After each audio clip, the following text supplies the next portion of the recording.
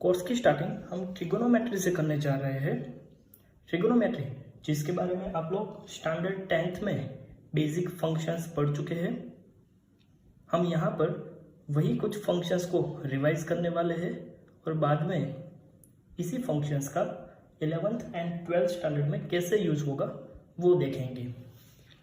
सबसे पहले अगर मैं किसी राइट एंगल ट्राइंगल को कंसिडर करूं, let suppose right angle triangle ABC जिसका एंगल B राइट एंगल है, एंगल C जिसकी वैल्यू थीटा है, थीटा की ऑपोजिट AB को हम ऑपोजिट साइड बोले, थीटा की एडजेसेंट BC उसको हम एडजेसेंट साइड बोले, और अगर हाइपोटेनियस AC हो तो अब हम ट्रिगोनोमेट्रिक फंक्शंस को देखें तो sine theta equal to opposite side divide by hypotenuse. अगर मैं ट्राइंगल ABC की बात करूं तो वहां पे AB डिवाइड बाय AC होगा। कॉसेक थीटा जो साइन थीटा का रेसिप्रोकल होता है इसलिए इक्वल टू 1 साइन थीटा भी लिख सकते हैं। उसका फॉर्मूला है hypotenuse divide by opposite side. इस ट्राइंगल के ऊपर से हम AC अपॉन AB लिख सकते हैं। The next function is cos theta equal two adjacent side divide by hypotenuse. यहाँ पे adjacent side BC divide by hypotenuse AC होगा। सेक थीटा जो कि रेसिप्रोकल है कॉस थीटा का, जिसका फॉर्मूला होगा hypotenuse divide by adjacent side equal to AC by BC। Next है टेन थीटा जिसका फॉर्मूला है opposite side divide by adjacent side. अगर इस ट्राइंगल की बात करें तो हम लिख सकते हैं AB divide by BC। Tan theta का फॉर्मूला अगर मुझे in form of sine and cos लिखना है तो मैं ऐसा लिख सकता हूँ tan theta equal to sine theta divide by cos theta. Next है कॉट थीटा जो टेन थीटा का रेसिप्रोकल है, उसका फॉर्मूला होगा adjacent side divide by opposite side.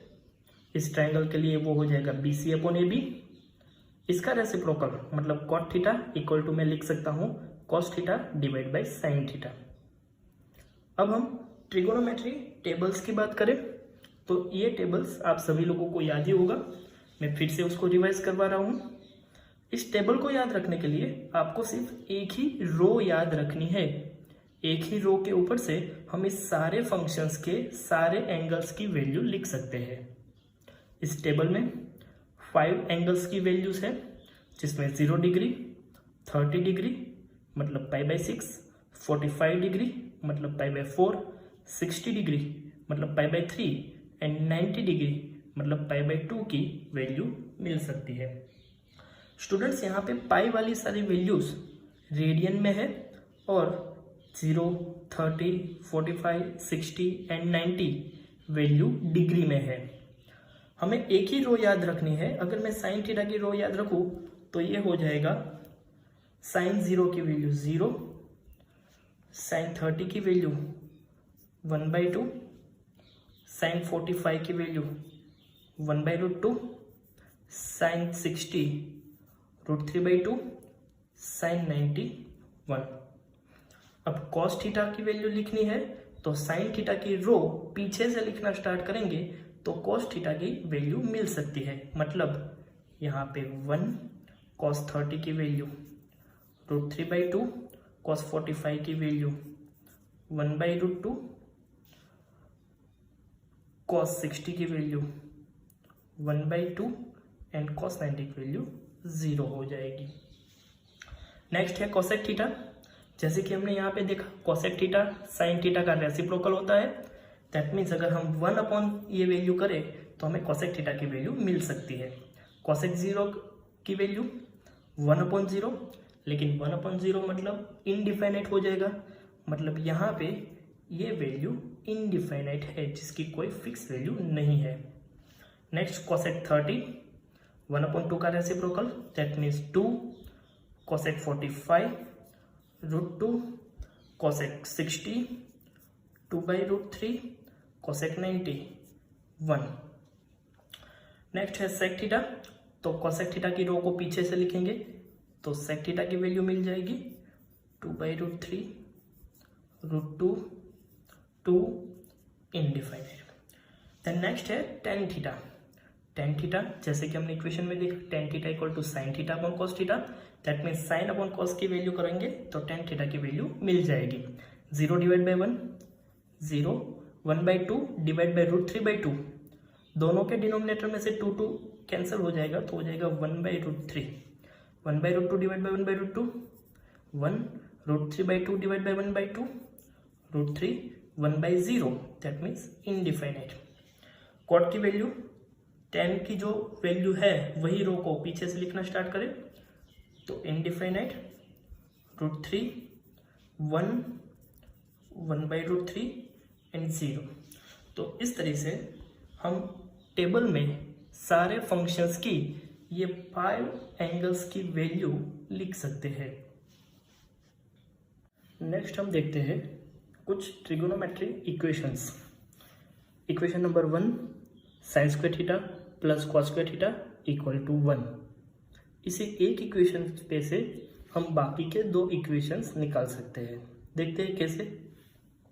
First, let suppose हम इक्वेशन नंबर 1 को दोनों साइड साइन स्क्वायर थीटा से डिवाइड करें तो इक्वेशन कुछ ऐसा हो जाएगा, sine square theta divide by sine square theta plus cos square theta divide by sine square theta equal to 1 upon sine square theta. तो इक्वेशन हो जाएगा 1 plus cos square theta upon sine square theta, that means cot square theta equal to cosec square theta. Equation number 2। Third equation लाने के लिए equation 1 को both side cos square theta से divide करते हैं, that means sine square theta upon cos square theta plus cos square theta divide by cos square theta equal to 1 upon cos square theta. तो मुझे third equation मिल जाएगा, sine square theta upon cos square theta, that means tan square theta plus 1 equal to sec square theta. Students, standard 10 में आप tri series के बारे में तो पढ़ ही चुके होंगे, जिसमें से एक ट्राई सीरीज है 3, 4, 5, जिसका मीनिंग क्या है कि अगर कोई राइट एंगल ट्राइंगल में कोई भी 2 साइड 3 एंड 4 है तो उसका हाइपोटेनियस ऑलवेज 5 ही होता है। हमें फाइंड करना है तो हम पाइथागोरस थ्योरम पे से फाइंड कर सकते हैं।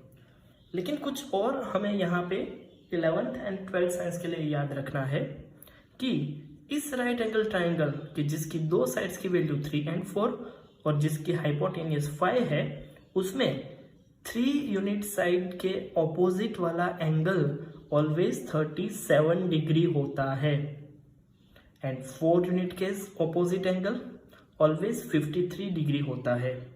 ये हम इसलिए याद रखते हैं कि कॉम्पिटिटिव एग्जाम या फिर फिजिक्स में कई सारे एग्जाम्पल्स ऐसे होते हैं जहाँ पे 37 डिग्री और 53 डिग्री की वैल्यू हमें डायरेक्टली लिखनी होती है। तो अगर हमें ये राइट एंगल ट्राइंगल याद है तो हम यहाँ से डायरेक्टली उसकी वैल्यू रख सकते हैं। जैसे कि लेट सपोज साइन 37 की वैल्यू निकालनी है तो 37 साइन के लिए opposite upon hypotenuse, that means sign 37 की वैल्यू 3/5। सेम तरीके से cos 37 adjacent upon hypotenuse, that means 4/5। tan 37 opposite upon adjacent 3/4। cot 37 tan 37 का reciprocal, that means 4/3। sec 37 cos का रेसिप्रोकल 5/4। cosec 37 sin का रेसिप्रोकल 5/3। सेम तरीके से अगर sin 53 की वैल्यू निकालनी है तो opposite upon hypotenuse, that means 4/5 sin 53 की वैल्यू हो जाएगी।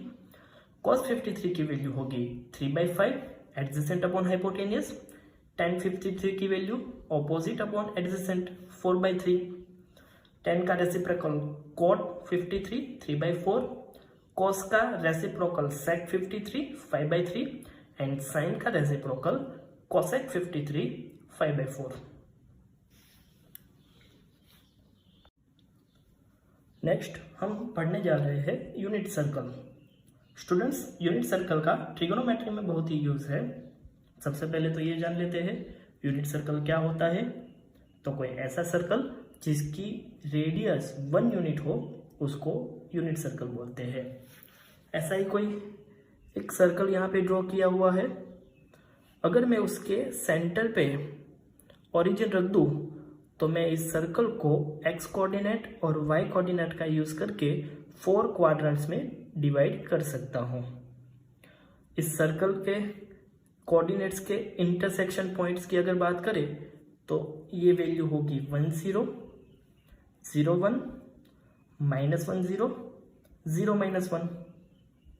एंगल्स की बात करें तो यूनिट सर्कल यहाँ से स्टार्ट हो तो इस पॉइंट पे 0 डिग्री एंगल होता है।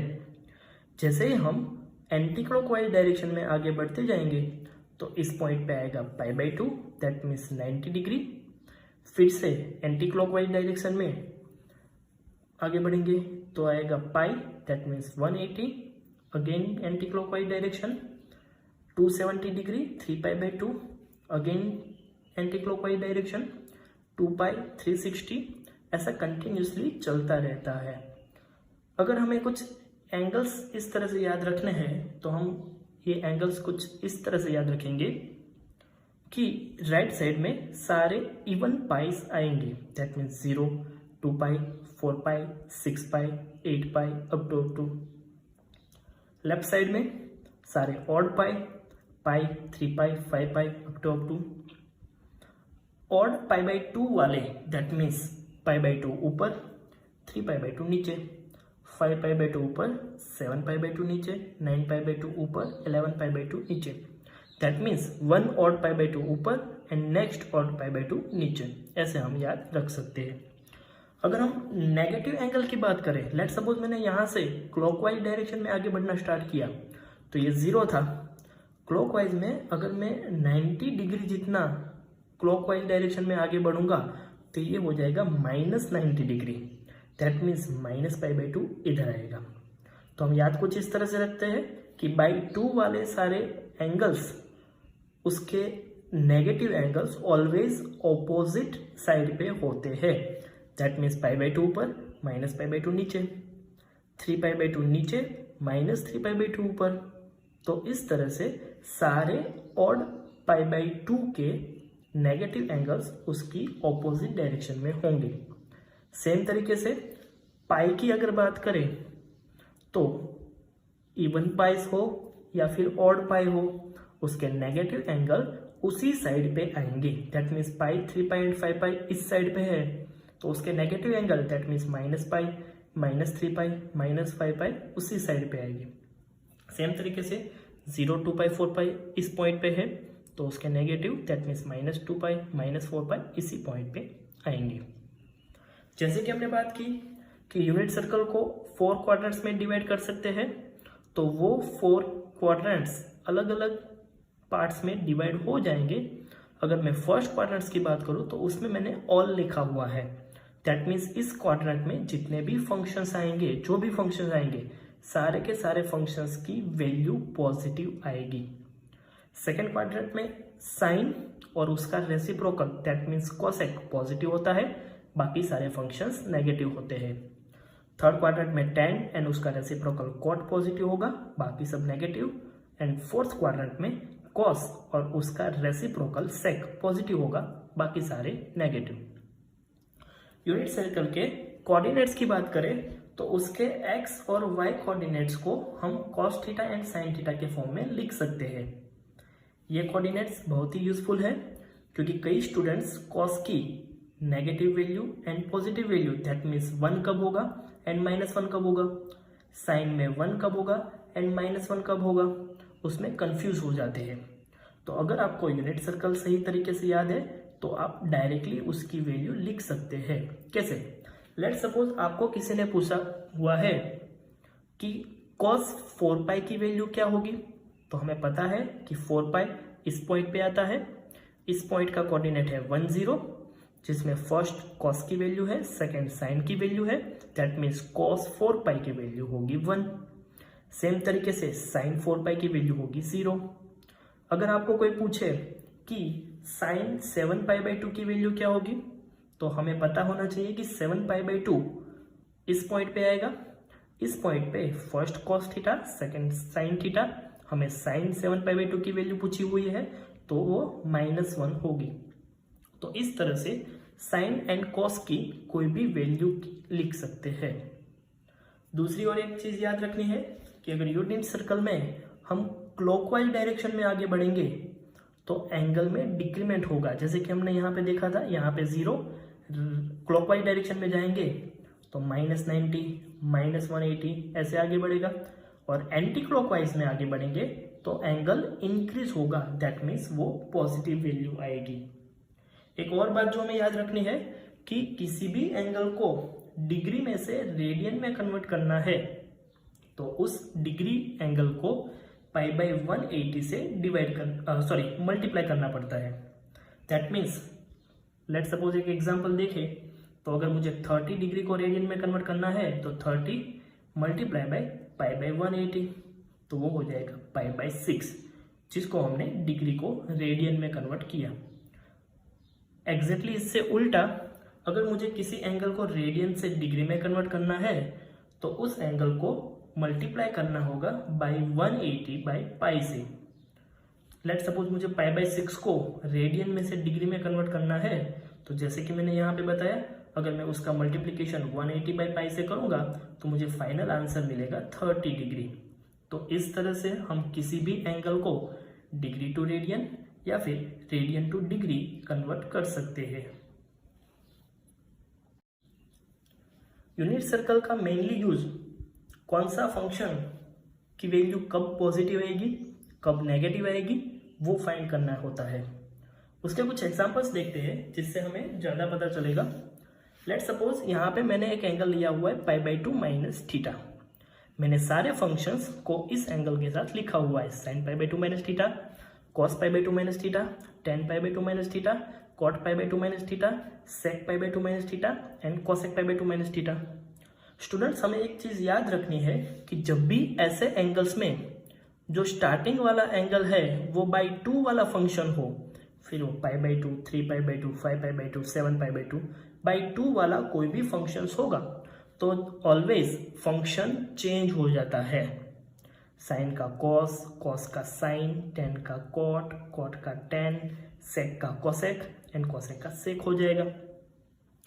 एक और चीज जो हमें याद रखनी है, π/2 मतलब ये पॉइंट हो गया, माइनस थीटा, माइनस मतलब नेगेटिव, नेगेटिव मतलब clockwise, π/2 minus negative, π/2 minus theta मतलब हम यहाँ पे आएंगे फर्स्ट क्वाड्रेंट में, और फर्स्ट क्वाड्रेंट में सारे फंक्शंस पॉजिटिव, दैट मीन्स यहाँ पे मैंने सारे फंक्शंस को पॉजिटिव लिखा हुआ है। सेकंड देखते हैं π/2 प्लस थीटा। तो सबसे पहले तो हमें ये देखना है कि हम कौन से क्वाड्रेंट में जा रहे हैं। π/2 प्लस मतलब anti clock, that means second quadrant में साइन और उसका रेसिप्रोकल कोसेक पॉजिटिव, बाकी सारे नेगेटिव, दैट मीन्स साइन का जो आंसर आएगा वो और कोसेक का जो आंसर आएगा वो पॉजिटिव, बाकी सारे फंक्शंस का आंसर नेगेटिव। और जैसे कि मैंने आगे बताया यहाँ /2 वाला फंक्शन है तो फंक्शन चेंज हो जाएगा, साइन का कॉस, कॉस का साइन, टेन का कॉट, कॉट का tan, sec cosec, cosec sec. Third example देखते हैं pi minus theta.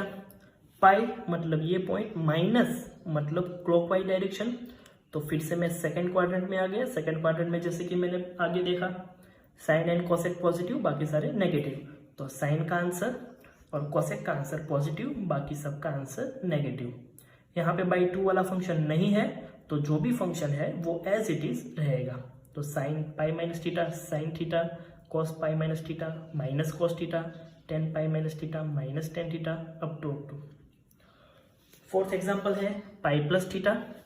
Pi plus मतलब एंटी क्लॉकवाइज, थर्ड क्वाड्रेंट में टेन एंड कॉट पॉजिटिव, बाकी सब नेगेटिव, तो टेन का आंसर पॉजिटिव एंड कॉट का आंसर पॉजिटिव, बाकी सारे फंक्शंस का आंसर नेगेटिव। दूसरा यहाँ पे /2 वाला फंक्शन नहीं है तो फंक्शन एज इट इज रहेगा, बाकी का जैसे हमने आगे देखा। फिफ्थ एग्जांपल है 3π/2 माइनस थीटा। 3π/2 माइनस मतलब क्लॉकवाइज डायरेक्शन, थर्ड क्वाड्रेंट में आएंगे, थर्ड क्वाड्रेंट में tan and cot positive, that means tan का आंसर पॉजिटिव और कॉट का आंसर पॉजिटिव, बाकी सारे आंसर नेगेटिव। दूसरी बात यहाँ पे /2 वाला फंक्शन है तो फंक्शन चेंज हो जाएगी, और हर बार फंक्शन सेम तरीके से चेंज होते हैं जैसे कि हमने आगे देखा। 6th एग्जाम्पल में देखा है 3π/2 प्लस थीटा, तो 3π/2 प्लस मतलब anti clockwise, that means fourth quadrant में कॉस और उसका रेसिप्रोकल सेक पॉजिटिव, बाकी सब नेगेटिव, दैट मीन्स कॉस का आंसर और सेक का आंसर पॉजिटिव, बाकी सब का आंसर नेगेटिव आएगा। बाय 2 वाला फंक्शन है, फंक्शंस भी चेंज हो जाएगा। अब हम कुछ एग्जांपल सॉल्व करते हैं जिससे हमें यूनिट सर्कल का यूज किस तरह से करना उसका आइडिया आएगा। फर्स्ट sin 120, इसकी वैल्यू हमें फाइंड करनी है। सबसे पहले तो मैं वे फाइंड करूंगा कि 120 डिग्री कहाँ पे आएगा। तो मैं ये देख सकता हूँ कि 120 सेकेंड क्वाड्रेंट, दैट मीन्स 90 और 180 के बीच में कहीं पे आएगा। तो ये 120 को मैं दो अलग अलग तरीके से लिख सकते हैं। लेट सपोज इसको मैं लिख सकता हूँ sin 90 + 30, या फिर हम इसको इस तरह से भी लिख सकते हैं sin 180 - 60 डिग्री। दोनों में से किसी तरीके से आप लिखेंगे, आंसर दोनों में सेम ही आएगा। 90 प्लस मतलब सेकेंड क्वाड्रेंट में sine and cosec positive, that means इसका आंसर पॉजिटिव आएगा।